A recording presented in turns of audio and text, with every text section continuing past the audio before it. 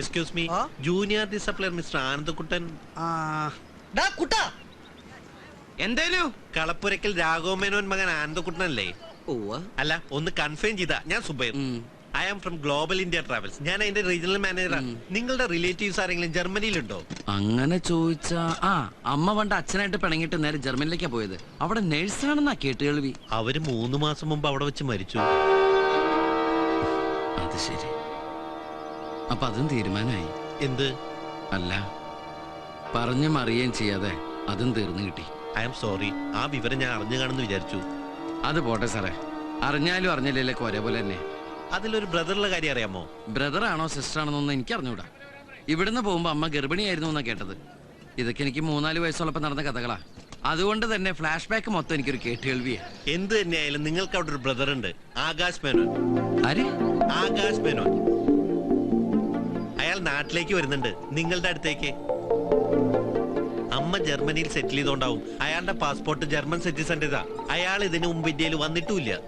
അതുകൊണ്ട് ചേട്ടൻ എന്ന നിലയ്ക്ക് അയാളെ സ്വീകരിക്കാൻ താല്പര്യം ഉണ്ടോന്നും ഉണ്ടെങ്കിൽ താങ്കളുടെ ബാക്ക്ഗ്രൗണ്ട് അറിയിക്കാനും പറഞ്ഞ് ഞങ്ങളുടെ ജർമ്മനിയിലുള്ള ബ്രാഞ്ച് ഓഫീസിൽ നിന്ന് ഫാക്സ് വന്നിരുന്നു. അല്ല, ആ കക്ഷി ഇപ്പോ ഇവിടേക്ക് എന്തിനാ വരുന്നത്? അതൊന്നും എനിക്കറിയില്ല. താങ്കൾ സ്വീകരിക്കാൻ തയ്യാറുണ്ടോന്ന് അറിയാനേ ഫാക്സിലുള്ളൂ. ആലോചിച്ചിട്ട് ആ വിവരം എന്റെ ഓഫീസിൽ ഒന്ന് അറിയിക്കണം. അല്ലെങ്കിൽ എന്റെ മൊബൈലിൽ വിളിച്ചാൽ മതി. ശരി. ഇതിലെന്താ ഇത്ര ആലോചിക്കാൻ? എടാ, സ്പോട്ടിൽ തന്നെ അയാളോട് പറയണ്ടേ ഐ ആം റെഡി. അതിന് ഞാൻ നിന്നെ പോലെ വിട്ടി കുഷ്മാണ്ടല്ലോ. എടാ, ഇങ്ങനെ ഒരാള് ജീവിച്ചിരിപ്പുണ്ടെന്ന് ഇത്രയും കാലം ഈ അമ്മയമ്മനും ഓർത്തില്ലല്ലോ. ഒരു ചില്ലിക്കാശിന്റെ ഗുണം എനിക്കുണ്ടായിട്ടില്ല. ഇപ്പൊ അമ്മ മരിച്ചപ്പോ ഈ അനിയ സാഹിബിന് പെട്ടെന്ന് ഇങ്ങനെ ചേട്ടനോട് സ്നേഹം തോന്നാൻ എന്താ കാരണം? അതൊക്കെ അറിഞ്ഞിട്ട് മതി സ്വീകരിക്കണോ വേണ്ടേന്ന്. അപ്പൊ നീയാണ് ഈ ലോകത്തിലെ ഏറ്റവും വലിയ വിഡ്ഢിക്കുഷ്മാണ്ടം. എടാ, നീ ഇപ്പൊ പറഞ്ഞില്ലേ ചില്ലിക്കാശിന്റെ ഗുണം ഉണ്ടായിട്ടില്ലെന്ന്. ആ ഡയലോഗ് അവൻ അവിടെ കിട്ടി, നിന്റെ അനിയൻ സാഹിബിന്. ഈ രക്തബന്ധങ്ങൾ തമ്മിൽ അങ്ങോട്ടും ഇങ്ങോട്ടും നടത്തുന്ന ഒരു ടെലിഗ്രാം പ്രോഗ്രാം പോലത്തെ സാധനം ഉണ്ടല്ലോ, അതിന് പേരെന്താ? ഈ എലിപ്പനി എന്നൊക്കെ പറയുന്ന പോലെ. എന്താ അലോപ്പതിങ്കിലും ആവട്ടെ, അതാണ് ഇവിടെ സംഭവിച്ചത്. അപ്പൊ അവൻ തീരുമാനിച്ചു ഇത്രയും കാലം തെണ്ടിത്തിരിഞ്ഞ് നടന്ന ഈ ഇന്ത്യൻ ചേട്ടനെ ജർമ്മൻ ഡോളർ കൊടുത്ത് പണക്കാരനാക്കാമെന്ന്. അതല്ലെങ്കിൽ ഇതേ ജർമ്മനിൽ നിന്ന് ഫ്ലൈറ്റ് കയറി എത്ര പേര് നമ്മുടെ മഹാരാജ്യത്തേക്ക് വരുന്നു. അവരൊക്കെ അവിടുത്തെ ഓഫീസിൽ നിന്ന് ഇവിടുത്തെ ഓഫീസിലേക്ക് ഫാക്സ് ചെയ്തിട്ടാ വരിക. ഏത് പച്ചക്കറി ഫ്ലൈറ്റ് കയറിയിരുന്നാലും അവരും ഇവിടെ കൊണ്ട് തട്ടും. അവനെ പറ്റി അയാളെന്ത് പറഞ്ഞല്ലോ, ഒരു വാച്ചിന്റെ പേര് വെച്ചിട്ട് ജർമ്മൻ സിറ്റിസൺ. അതാണ് മോനെ നിന്റെ അനിയൻ. ഈ ജർമ്മൻ സിറ്റിസൺ എന്നൊക്കെ പറഞ്ഞ ഈ കൊച്ചി മേയർ എന്നൊക്കെ പറയും പോലെ ഭയങ്കര സംഭവം. ഒരു കാര്യം ഞാൻ തീരുമാനിച്ചു. നിമിത്തവും എലിപ്പനെയൊക്കെ വെച്ച് നോക്കുമ്പോ ഞാൻ നന്നാവണ ലക്ഷണമുള്ള കാണുന്നത്. ആ സ്ഥിതിക്ക് അവനെ സ്വീകരിക്കാൻ ഞാൻ റെഡിയാണ്. അങ്ങനെ വെറുതെ സ്വീകരിച്ച പോരാ, അവന് വേണ്ടി നമുക്ക് കൊച്ചു ജർമ്മനി തന്നെ ഒരുക്കണം. ഏത് തറവാട്ടിൽ നിന്നാണാവോ ഫണ്ട്? എടാ, വരുന്നത് കാശ, അപ്പൊ കുറച്ച് പലിശ എടുത്താലും കുഴപ്പമില്ല. എടാ, അവൻ ഇവിടെ ലാൻഡ് ചെയ്താ പിന്നെ നീ ആരാ? നീ മറ്റൊരാളാ. പിന്നെ ഞാനാരാ? അതെന്താ കൊയിരാളാ? എടാ, അതല്ല, അവൻ വന്നു കഴിഞ്ഞാൽ അന്ന് മുതൽ നിന്റെ പേര് ആനന്ദക്കുട്ടൻ എന്നല്ല, ആനന്ദരാജാവ് കുട്ടൻ വലിയ കോയിക്കൽ വർമ്മ പിശാരടി തമ്പുരാനം ഭ്രാന്തി. എന്തോ വലിയ തെറി കേട്ട പോലെ. ഷൂട്ടിംഗ് നടക്കുന്നത് അവിടെയാ. ഇവിടെ വായി നോക്കി നിന്നാലേ വൈകുന്നേരം കാശിന് വരുമ്പോ എന്റെ വായിരിക്കുന്ന പുളിച്ച തെറി കേട്ട് വായി നോക്കി നിൽക്കേണ്ടി വരും. ഹായ് നിമ്മി. ഇവിടെ വായും പൊളിച്ച് നിൽക്കാതെ അവിടെ ചെന്ന് രാജാവിന്റെ രാജാവുമാരുടെ പുറകിൽ കുന്തം പിടിച്ച് വായും പൊളിച്ച് നിൽക്കണോ? ഭരിക്കാൻ വരില്ലേ? എന്ത് ഭരിക്കാൻ വരില്ലെന്ന്? ഭരിക്കാൻ വന്നാ നീ എന്ത് ചെയ്യൂടാ തെണ്ടി? വായിലെ പല്ലടിച്ച് നിർത്തലും. ഉദാഹരണം കണ്ട ചെവിട്ടിലെ ആന്റിനെ ഫിറ്റ് ചെയ്ത് ഇങ്ങനെ കറങ്ങി നടക്കുന്ന തെണ്ടി. നീ ആരടാ? സാറ്റലൈറ്റാ? ഒറ്റ ചവിട്ടിന് ഞാൻ നിന്റെ ഡിഷ് പുറത്തെടുത്ത് ഇന്നത്തോടെ നിർത്തുന്നതിന്റെ സംപ്രേഷണം പന്നി. നീ എബ്രാലിംഗിനാണ്, ഞാൻ ബുഷടാ. പ്രൊഡക്ഷൻ കൺട്രോളറെ, നീ ഞങ്ങളെ കുറിച്ച് എന്താണ് പറഞ്ഞത്? കൂലിക്ക് ഞന്നാൻ വന്ന ഊച്ചാല് കിടന്നല്ലേ എന്നെ കേട്ടോടാ. നാളെ ഞങ്ങൾ ഞങ്ങൾ നിർത്തി. നിന്റെ മൂക്ക് കൊണ്ട് ഞാൻ ദൃഷ്ടി എന്ന് പാറപ്പുറത്ത് എഴുതിക്കൂടാ. അതിനുവേണ്ടി ജർമ്മനിയിൽ നിന്ന് പണമായിട്ട് വരുന്ന എന്റെ അനിയനെ കൊന്നിട്ടാണെങ്കിലും ശരി ഞാൻ പണം പ്രൊഡ്യൂസ് ചെയ്യൂടാ. എന്നിട്ട് ആ പടത്തിന്റെ പേര് ജൂനിയർ ആർട്ടിസ്റ്റ് ആണ് താരം എന്നിടൂടാ. കേട്ടോടാ ലിംഗോദര. ഇനി ഞാൻ ഡയലോഗ് പറഞ്ഞ നീ കരഞ്ഞു. അതുകൊണ്ട് ഈ കുന്തോർത്ത് നിന്റെ അണ്ണാക്കി കുത്തി കെറ്റി ഈ കിരീടം എടുത്ത് വെച്ചിട്ട് രാജാവിന്റെ വായി നോക്കിക്കടാ പന്നി. ഹലോ, ഉസ്മാനെ ഒന്ന് നീട്ടി ഹോണടിക്കണം. കാർ മാത്രമല്ല, കൂൾഗ്ലാസ് വാങ്ങിച്ചു. കണ്ടില്ലേ? ഇത് എന്റെ കാറ. മാസവാടകയ്ക്ക് നമ്മുടെ ഉസ്മാന്റെ കെയർ ഓഫ്. കുട്ടം മുതലാളിക്ക് ഇനി എന്തിനാ ഒരു കെയർ ഓഫ്? ഇത്രയും കാലം നീ കൊണ്ട വെയിൽ നിന്നൊക്കെ ഇനിയുള്ള കാലം ഈശ്വരൻ നിനക്ക് തരുന്ന തണലാടാവൻ. അത് കാശിന്റെ രൂപത്തിലായാലും സ്നേഹത്തിന്റെ രൂപത്തിലായാലും. അച്ഛന്റെ നാക്ക് പൊന്നാവട്ടെ. എന്നിട്ട് വേണം അച്ഛന്റെ ഓപ്പറേഷൻ നടത്താൻ. നട്ടലിന്റെ ഓപ്പറേഷൻ. അയ്യോ, അച്ഛൻ തുള്ളിച്ചാടി നടക്കുന്ന കാണാനുള്ള കൊതി കൊണ്ട് പറഞ്ഞു പോയതാ. എടി ഞാൻ ഈ പറഞ്ഞ ഡയലോഗ് ആർഭാടായിട്ടൊന്നും ഫീൽ ചെയ്തില്ല. എന്തേ ട്രാവൽസ് പോയിട്ട്? ആ എന്റെ പുന്നാരനിയ ഇന്നിങ്ങോട്ട് പോന്നോടി. ഈ ഏട്ടനിവിടെ മല പോലെ കാത്തുകണ്ടെന്ന് അങ്ങോട്ട് എഴുതി കൊടുത്തു. വിതിൻ ഡേയ്സ് ആശാനോട് പറഞ്ഞെത്തും. പക്ഷേ ചെറിയൊരു പ്രശ്നമുണ്ട്. വീട് നമ്മുടെ ഈ തറ സെറ്റപ്പിൽ കണ്ടവന്റെ അപ്സ്റ്റേറിന്റെ മുകളിൽ അദ്ദേഹത്തെ കിടത്തി ഉറക്കിയാൽ വന്ന പ്ലെയിനിന്റെ അദ്ദേഹം തിരിച്ചു പോകും. അതുകൊണ്ട് മിനിമം ഒരു AC റൂമും ഒരു യൂറോപ്യൻ ക്ലോസറ്റ് ഉള്ള വീട് തന്നെ ഏമാത്രം. European closet എന്തിനി? യൂറോപ്പിൽ നിന്ന് വരുന്നവൻ പിന്നെ എവിടെ പോയിരിക്കൂടാ?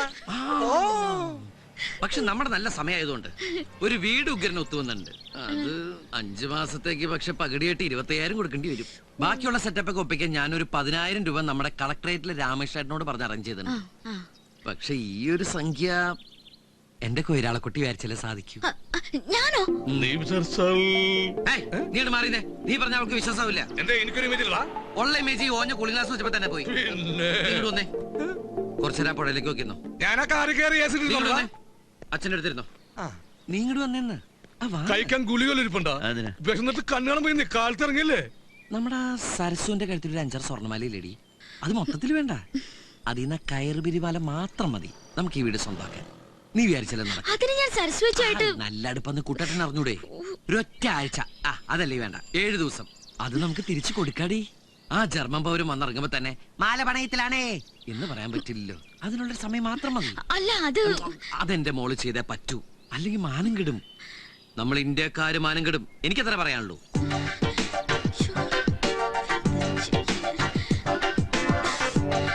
അപ്പൊ എല്ലാം മോളെ ഏറ്റു.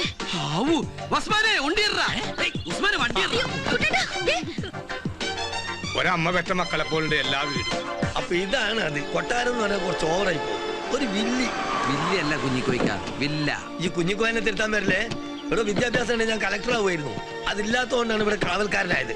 അവര് ഭയങ്കര ഇരുട്ടാണല്ലോ. കണ്ണട മാറ്റടാ.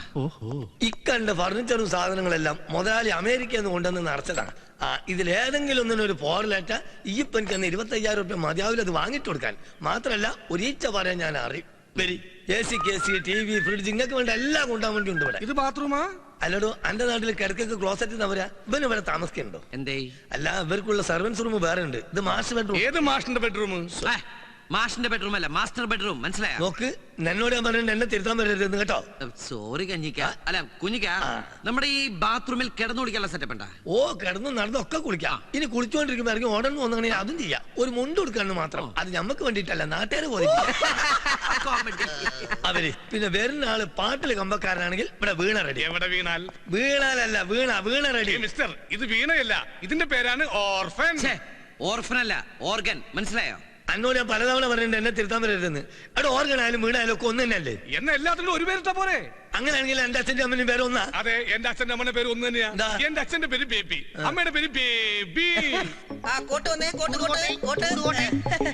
കിട്ടിയാ ഇത് നമ്മുടെ കോച്ചും മേലാതൽ കീഴിലേറ്റായിട്ടുള്ള അഡ്ജസ്റ്റ്മെന്റാ. ഇത് നാളെ വൈകിട്ട് ഷൂട്ടിംഗ് സ്ഥലത്തേക്ക് തിരിച്ചെത്തിക്കോട്ടാ. നാളെ രാത്രി സീനിലെ വില്ലന്മാർക്ക് കണ്ടിന്യൂറ്റി കോട്ടാണ്. കോട്ടിട്ടാലും ശരി ഇല്ലെങ്കിലും ശരി ഇവിടെ റീച്ച പറയാൻ ഞാൻ അറിയും. അപ്പൊ പറഞ്ഞതുപോലെ ഈ എനിക്ക് തന്ന 25,000 രൂപ എന്റെ കയ്യിലും താക്കോല എന്റെ കയ്യിലും കൂടി. അമ്മേ, എന്തുപറ്റിയതാ? ഞാൻ പ്രാർത്ഥിച്ചത്. ഞാൻ വെച്ചാകാൻ പോകണെന്ന്.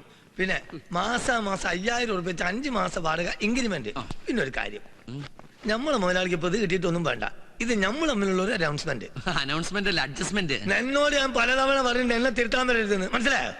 പിന്നെ ഇവിടെ ഒരു ഈച്ച പറയാൻ ഞാൻ അറിയും ചെയ്യും. ഈച്ചപാറി ഇവിടെ നിന്ന് പറഞ്ഞ തന്റെ കണ്ണിന്ന് പൊന്നിച്ച് മാറും. മനസ്സിലായോ? മനസ്സിലായി. താക്കോല് കിട്ടിയപ്പോ എന്റെ സ്വഭാവം സമയം കളയണ്ട. ഈ ഡ്രസ് ഇട്ടൊരു റിഹേഴ്സല് നാളെ രാവിലെ കൃത്യം 8:30 ഷൂട്ടിംഗ് ലൊക്കേഷനിലേക്ക്. ലൊക്കേഷനിലേക്കല്ല,